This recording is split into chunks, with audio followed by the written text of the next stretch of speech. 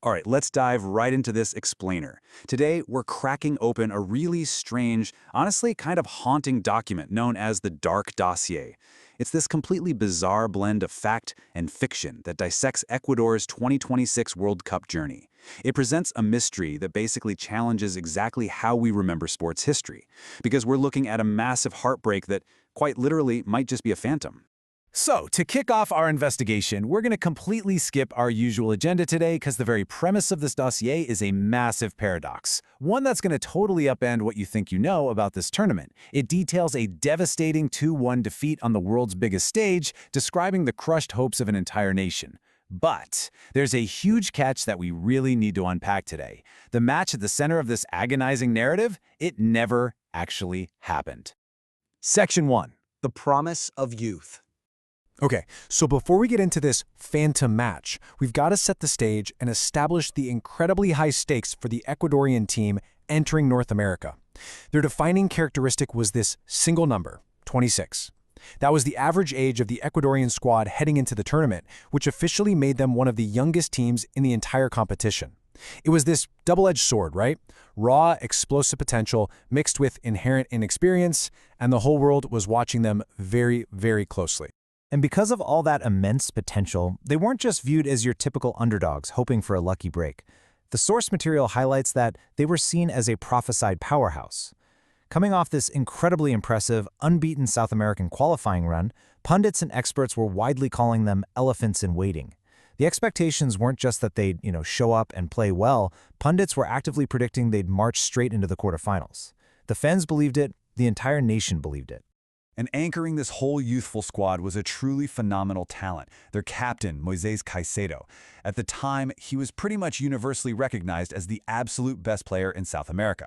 The dossier describes him as the true driving force of his generation, anchoring the side with a relentless defensive work rate and a level of leadership that honestly seemed light years beyond his actual age. He was literally the beating heart of this young team. Section 2. The Phantom Match.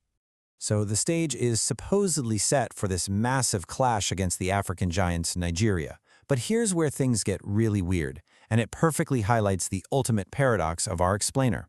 The Dark Dossier vividly, and I mean painstakingly, describes this highly anticipated matchup between the raw youth of Ecuador and the sheer power of Nigeria's Super Eagles. But the actual historical records confirm something entirely different. Nigeria actually lost a brutal playoff to Congo and completely missed the 2026 tournament. So this agonizing, heartbreaking match is a complete fabrication. Section 3. The Nightmare Timeline. So, why document a fictional tragedy in such excruciating detail? Well, to figure that out, we have to walk through this devastating alternate reality exactly as the dossier lays it out, minute by excruciating minute. It claims Ecuador started out exactly as expected, controlling possession, creating chances. But then, right at the 32nd minute, a sudden defensive lapse leaves the young team completely stunned and Nigeria scores. Shortly after that, the lead doubles to 2-0. Captain Moises Caicedo unleashes this spectacular strike late in the match to briefly reignite hope, but it's just futile. The clock runs out and a nation's dream evaporates. Section 4. The Possession Paradox. Now, we really need to dig into the glaring statistical contradictions between this nightmare scenario and what actually happened in reality. According to the Dark Dossier's narrative, this Ecuadorian team, which was packed with elite European-based talent, mind you, looked completely unrecognizable under the brightest lights. They're described as fearful, cautious, and hollow.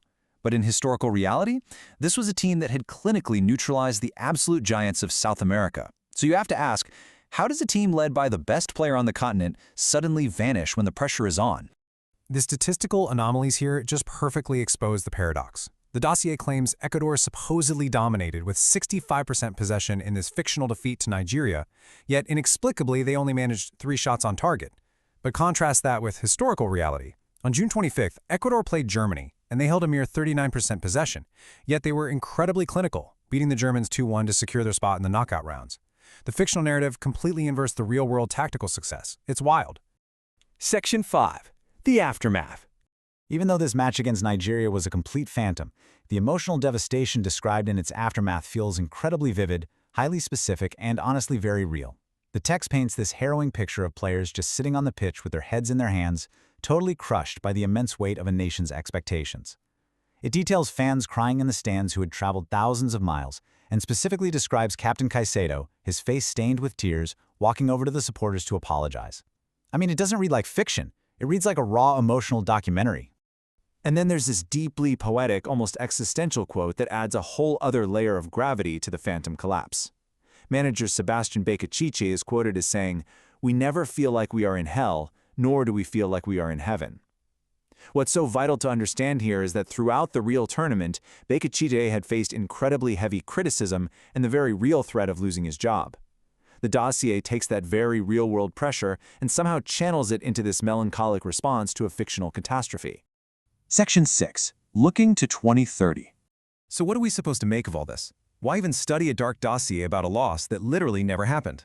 Well, experts suggest it's all about fueling the 2030 cycle. Analyzing these specific psychological vulnerabilities, the fear, the caution under pressure, those sudden defensive lapses, even within a totally fictional narrative, provides critical fuel for this youthful squad.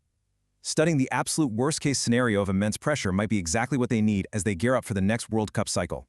I want to leave you with the exact, haunting final thoughts straight from the dark dossier itself. It asks, will Ecuador learn from this tragedy, or are they destined to repeat the same mistakes? It's such a provocative question. It really invites us to wonder if this young, incredibly talented generation can overcome the intense psychological pressure of the world stage. Or is the phantom heartbreak of 2026 actually a prophecy of what's to come?